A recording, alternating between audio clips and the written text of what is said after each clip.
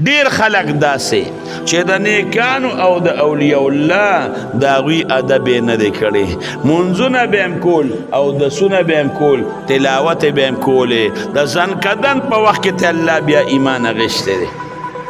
دغه وخت کې الله ایمان اخیستی دی ولې هغه خلق چې هغه د پیغمبرانو کار کوي چې هغه علما دي علما که نه وي او عالم که نه وي تا به څه کول قسم په الله که بغیر د عالم نه شل کې بغیر د عالم نه نشي شل کولی نن چې په قرآن باندې عمل کې قرآن به درته څوک ښي دا به درته عالم ښي نن چې په احادیثو باندې عمل کې احادیث به درته څوک ښي دا به درته عالم ښي موږ ولیدل پابسي د قرآن د آیات ترجمه قرآن آیات به وایي ترجمه به وکړي موږ غږونه کو قسم دی چې خطا کوي موږ غږونه کو دا بل نه اورېدلې ده قسم مې درته وخوړ چې خطا کوي بغیر د عالم نه ورونو کار نه کېږي علماو نه به کار اخلي علما به تا ته صحیح لاره ښیي یو مثال به درله درکړم د دواړو جهانو سردار مبارک فرمایي چې کله ته د جومات نه خپه وباسې نو ګسه خپه به د جومات نه ړومبې وباسې کومه به وباسې ګسه خپه حدیث کې راځي ګسه خپه به وباسې بل حدیث مبارک کې راځي چې کلم په پیزار او په کې خپه ورکې نو پیزار کې به ښې خپه ورکې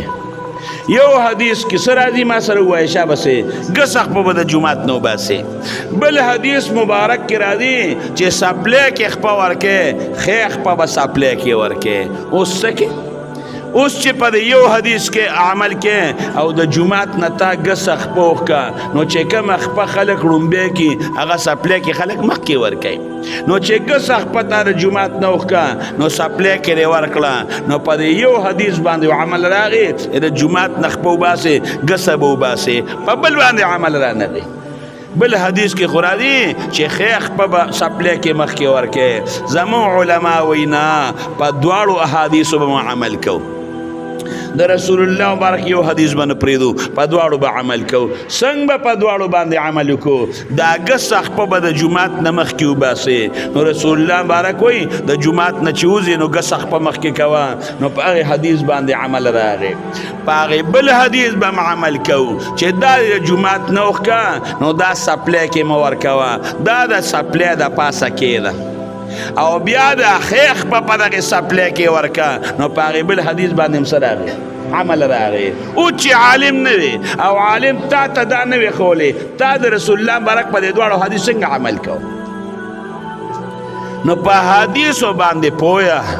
رب العالمین چاله ورکړې ده دا علماو له ورکړې ده په قرآن باندې پویه الله چاله ورکړې ده دا علماو له ورکړې ده د حدیثو په مابین کې تطبیق دا به علماو کوي تعارض به څوک ختموي دا به علما ختموي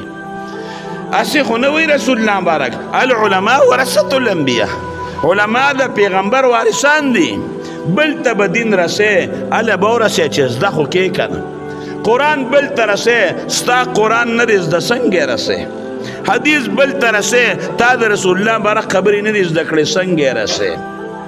څنګه به رسې نو الحمدلله علماء قرآن زده کړ علماء حدیث زده کړ مدرسه کې له 7 کاله په هغې باندې تیر کړل اول به زده کې بیا به بل ته ورسې نو دا علما دا د پیغمبرانو وارثان ادب نه به کار لیده ادب نه بس ادب بکې بې ادبي به نه کې ولیدل منګه ډېر خلک چې هغه بې ادبه وو هغوی مونځونه هم کول هغوی اودسونه هم کول هغوی تلاوت هم کولې د ځنکدن په وخت کې الله د ایمان نه محرومه کړي دي زما د دین د عالم د سره پوره شریکه وه پټې در سره شریک وو تا د عزت نشو زغملی تا د هغه د راغورځولو به کوشش کوو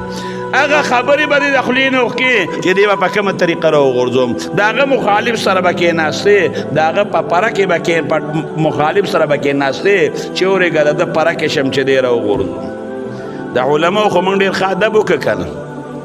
خو غم یې مه کوه انشاءالله ورځ به راشي وبه وینې چا چې د علماء سپکاوی کړی دی چا د علماء سپکاوی او بې ادبي کړې ده هغه الله ذلیله کړي دی هغه به ذلیلوي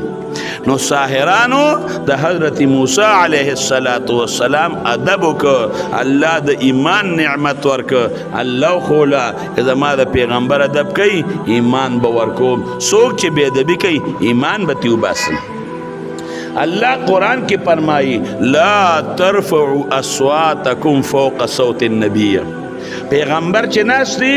داغه په آواز باندې به آواز نو چته داغه د آواز نه دی آواز اوچت که دا بې ادبي ده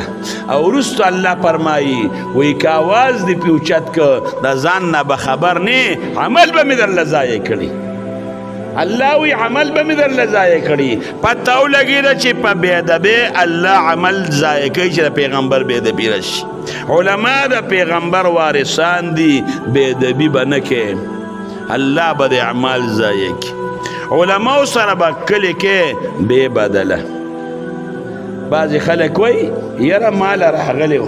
ماله نو راغلی نه چې ته وایې ماله عالم راغلی و زه به م ورځم ماله نه یې راغلی زه به م ورځم زه مړه هر څه دې اوبو یوړلې تا خو هغه سره په بدل باندې وکړل نه علماو سره بې بدله کوه طالب سره بې بدله کوه هله به د الله د رضا دپاره او که ته وایې ماله راغلی و زه به ورځم دا بدل دی خبره ختمه ثواب دی بیا نشته